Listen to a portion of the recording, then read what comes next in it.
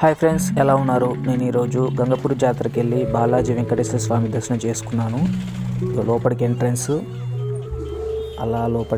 అలా ఇంకా ముందుకు వెళ్తూ ఉంటే అక్కడ గుట్ట మీద ఉంటుంది ఫ్రెండ్స్.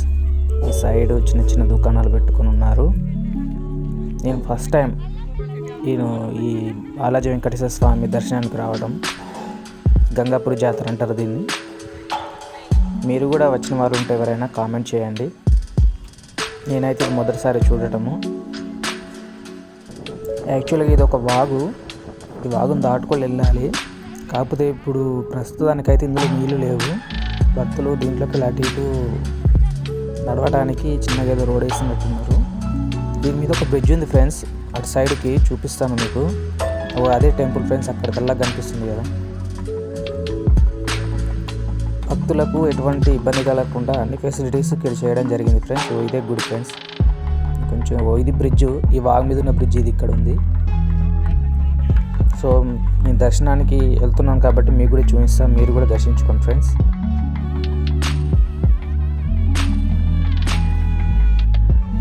ఇక్కడ నుంచి మెట్లెక్కి పైకి నడుచుకుంటూ వెళ్ళి దర్శనం చేసుకోవాలి ఫ్రెండ్స్. ఇప్పుడు వెళ్తున్నాం మనం మెట్లెక్కి. ఆల్రెడీ కొంతమంది ఈ వెంకటేశ్వర స్వామికి పూజలు చేస్తున్నారు. ఇటు సైడ్కి కళ్యాణం కూడా చేస్తున్నారు. మీకు కళ్యాణం చేస్తున్న వీడియో కూడా ముందు వస్తుంది ఫ్రెండ్స్, చూడండి. పైకి గుట్ట. ఇలా ఇంకా కొంచెం లోపలికి వెళ్తే మనం దర్శనానికి లోపలికి వెళ్ళచ్చు డైరెక్ట్.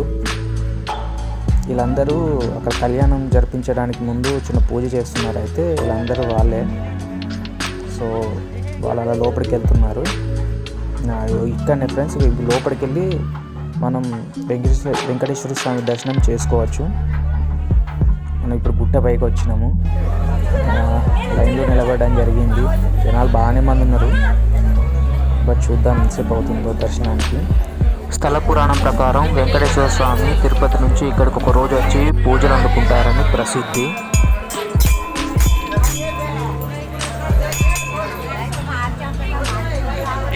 దర్శనం అయిపోయాక ఇక్కడికి వెంకటేశ్వర స్వామి కళ్యాణం జరిపిస్తున్నారు ఫ్రెండ్స్. జనాలు చాలా మంది ఇక్కడ ఉన్నారు, పూజలు చేస్తున్నారు. ఒకసారి మీరు కూడా చూడండి.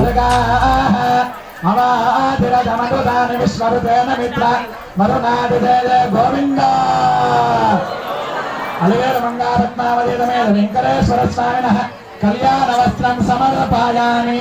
చరణం పవిత్రమిది గాం అర్చయేత్. ఓం చరణం పవిత్రం విదం పురాణం ఏన భూతస్థల విదుష్కృతాని తేన పవిత్ర అనేక సౌభాగ్య సౌమనస్య నిత్య నిరతు సదానంద బ్రహ్మలోకే నిత్య నివాస సిద్ధ్యర్థం సాలంకృత సహ హిరణ్య ఉదక పూర్వక కన్యాదానం అహం కరిష్యే. వెంకటేశ్వర స్వామి కళ్యాణం చూసిన తర్వాత మేము ఆ గుడి పైన గుట్టకి ఎక్కడానికి ఇక్కడ ఒక వే ఉంది ఫ్రెండ్స్. ఈ మెట్లు ఎక్కుతూ పైకి వెళ్ళాలి.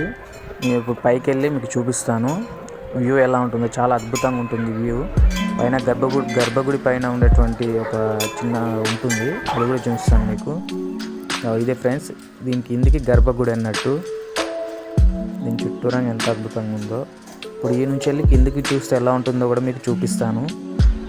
ఇదే ఫ్రెండ్స్, ఆ కొండ గుట్ట పైకి ఎక్కిన తర్వాత కిందికి ఎలా కనిపిస్తుందో చూడండి. ఇది గుడి, ఇది గర్భగుడి పైన ఉన్నటువంటిది. చాలా అద్భుతంగా ఉంది ఫ్రెండ్స్. సో ఇంతే ఫ్రెండ్స్, మేము ఇక చూసేసాము, మొత్తం కిందికి వెళ్ళిపోతున్నాము. ఈ వీడియో గిట్లా మీకు నచ్చినట్టయితే please like, share and subscribe to my YouTube channel. Thank you.